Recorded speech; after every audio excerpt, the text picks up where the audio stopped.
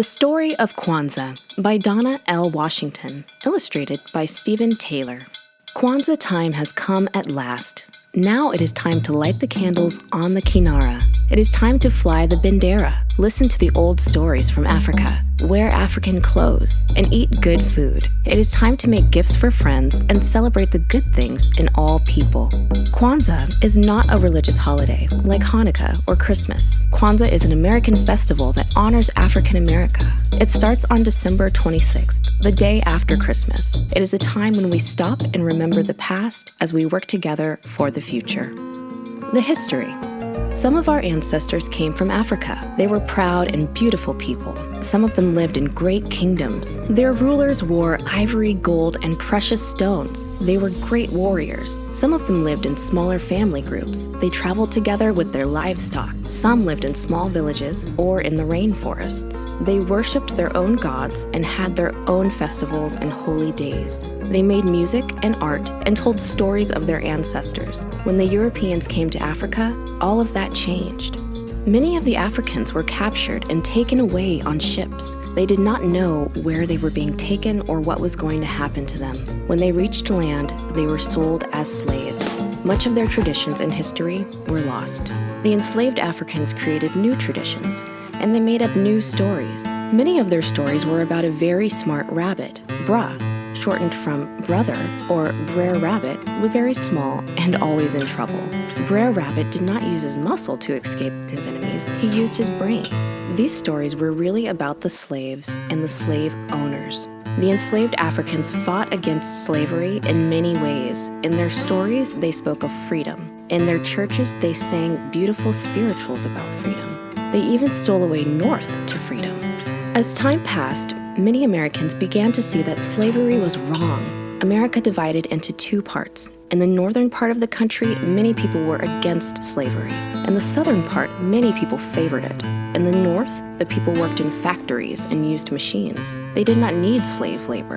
In the south, the enslaved Africans worked on huge farms called plantations. The southern farmers worried that if slavery ended, there would be no one to work in their fields. The North and South grew less and less friendly with each other.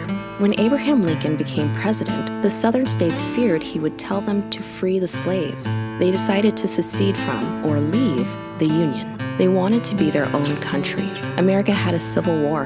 At the end of the war, the North and South reunited. Slavery was outlawed. The Africans were finally free.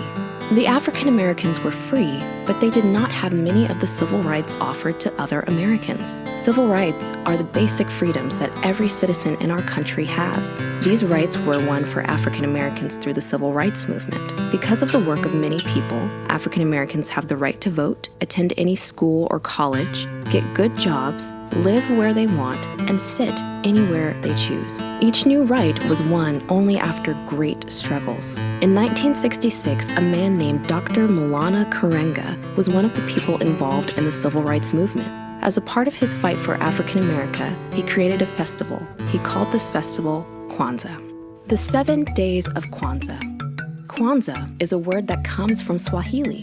It means first fruits. It is a celebration of the bounty of the earth. Swahili is a language that is spoken all over Eastern and Central Africa. Dr. Karenga chose this language because he wanted African Americans to remember that the whole of Africa was their ancestral land, not just one country in Africa. Kwanzaa is based on many other first fruit celebrations in Africa, but Dr. Karenga created this one for Africans in America.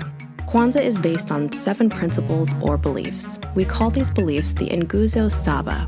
There is one principle for each day of Kwanzaa. Even though we only celebrate Kwanzaa once a year, we are supposed to keep the principles of the Nguzo Saba every day of our lives. The first day of Kwanzaa is called Umoja. That means unity. Only by having strong families and creating a community will African Americans be able to maintain unity. The second day is Kujichagulia. That means self-determination. People must stand up for themselves. They must tell others what they want. They must not let anyone else decide their future. Ujima is the third day. We must work together and help each other. We must take responsibility for our problems and the problems of those around us and help each other solve those problems.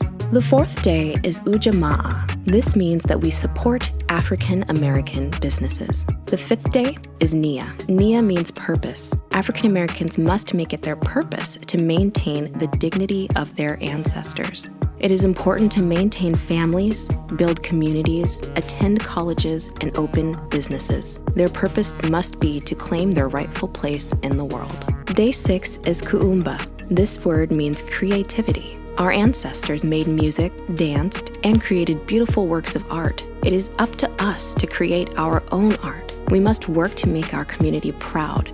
In the evening of Kuumba, we celebrate the Karamu. Karamu is the great feast of Kwanzaa. The last day of Kwanzaa is Imani. On this day, we celebrate ourselves. Imani means faith. We must have faith in our own beliefs and in our abilities. We must have faith in each other and our dreams for the future.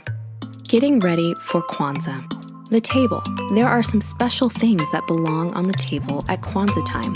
One of those things is a straw mat we call mkeka. The mkeka reminds us of our traditions.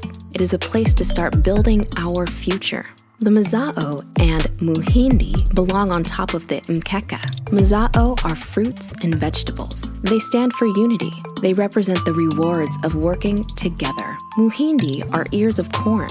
There should be one ear of corn for each child in the family. Children are the center of the Kwanzaa celebration. They represent our hopes for the future. The cup. At Kwanzaa time, we share a unity cup. We call this cup the Kikombe Cha Umoja. Everyone takes a sip out of it. It stands for our togetherness, or unity, the first principle of Nguzo Saba. The Kinara. We also use a kinara, a candle holder, at Kwanzaa time. We call the 7 candles Mishu Ma'a Saba.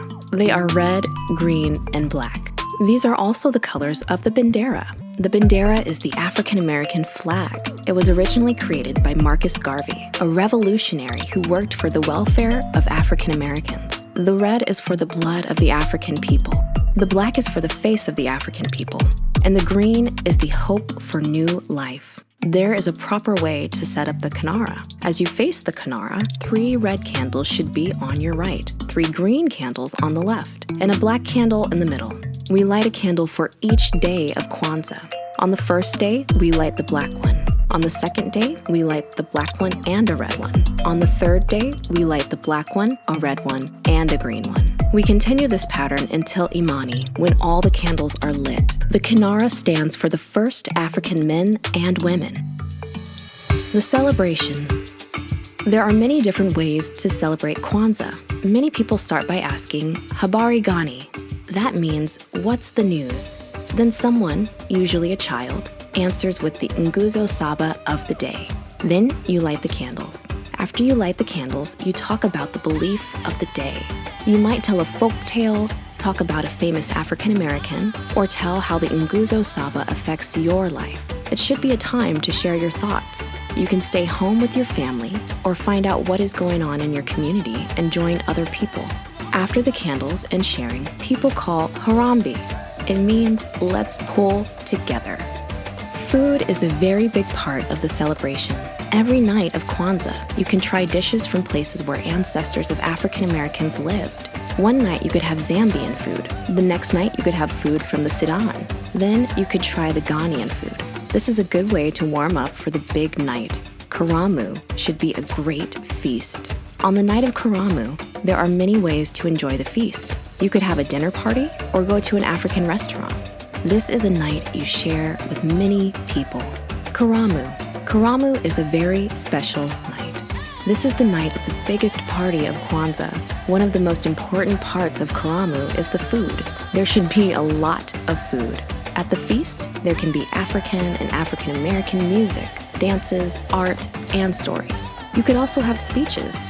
It is a celebration of African American heritage. It is a time for people to tell others about themselves. It is a time to remember the people who have worked to make our lives better. It is a feast of the past and the present and our dreams for the future. Kwanzaa is a celebration that asks all of us to take care of each other and honor ourselves. It is a time for friends, family, food, and fun.